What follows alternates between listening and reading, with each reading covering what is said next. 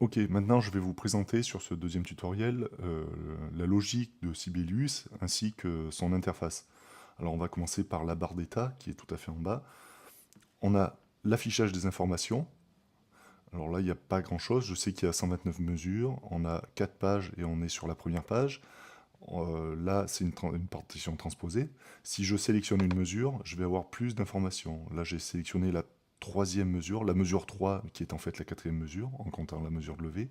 On a le timecode, la plage de durée.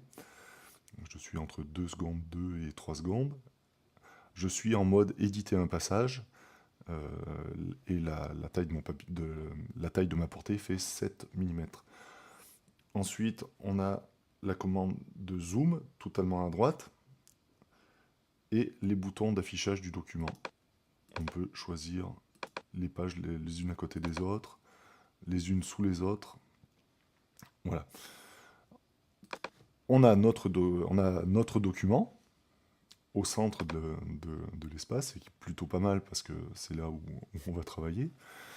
Et enfin, on a le ruban.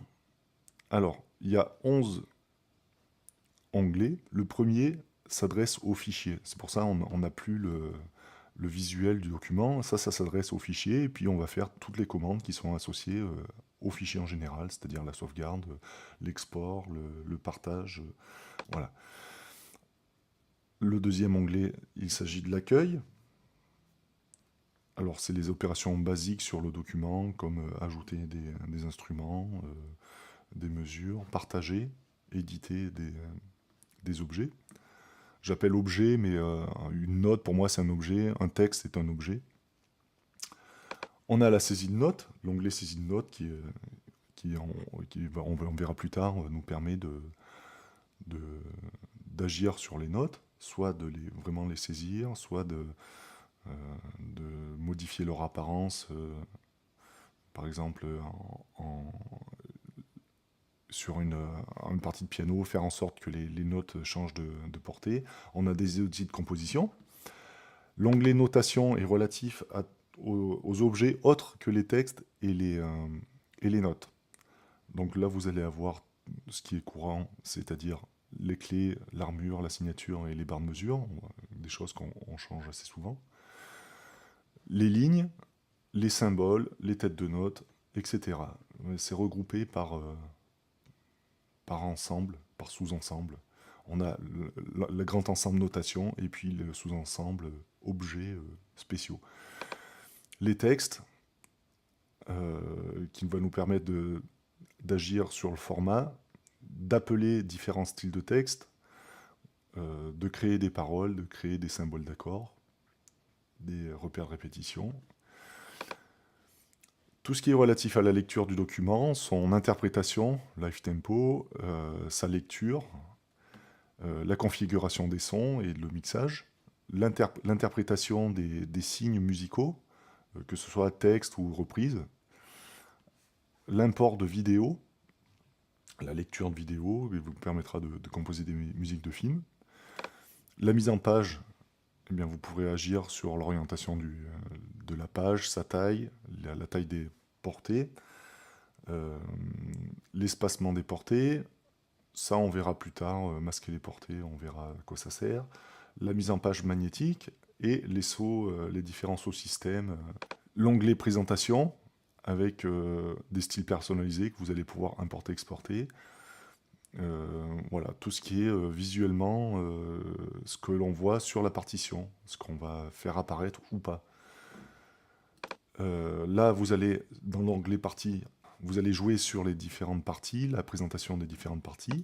L'onglet révision va vous permettre de proposer des idées, peut-être de vous dire, ben, vous mettrez un post-it et puis dire à tel passage, je vais faire ça ou ça, de mettre en évidence un passage, d'éditer des versions, comme si vous aviez fait un brouillon, vous l'avez mis de côté, puis vous travaillez sur quelque chose de à peu près similaire, mais avec quelques différences, et vous allez pouvoir comparer ces différences. Et là, l'affichage, c'est ce que l'on voit sur le document qui va nous permettre de positionner des choses, c'est-à-dire qu'on va pouvoir mettre des règles d'objets, et on va voir que ben, tel objet, il est à telle distance de la portée. Ensuite, je vais vous parler de la logique du logiciel.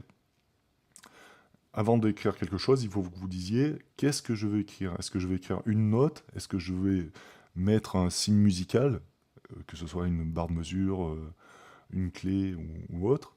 Ou est-ce que je veux mettre un texte?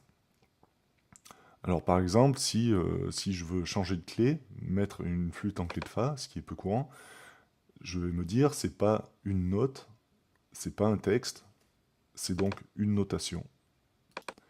Je vais chercher la clé de fa et puis je vais la poser sur ma portée.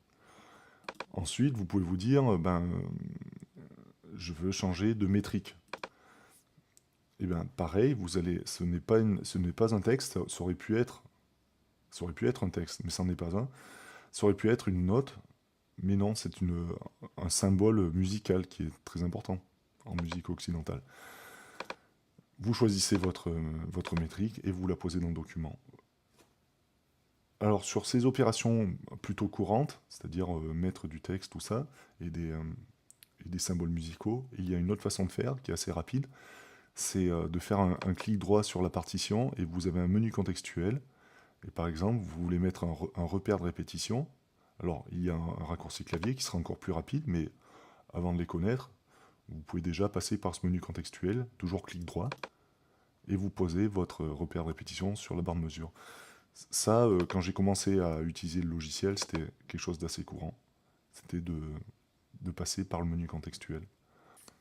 Bien, en conclusion, à chaque fois que vous voulez écrire quelque chose, il faut que vous ayez en tête qu'est-ce que je veux écrire, une note, un signe musical ou un texte. Et vous allez donc jongler entre ces trois onglets. Dans le prochain tutoriel, on va étudier la saisie de notes et les accords. À très bientôt.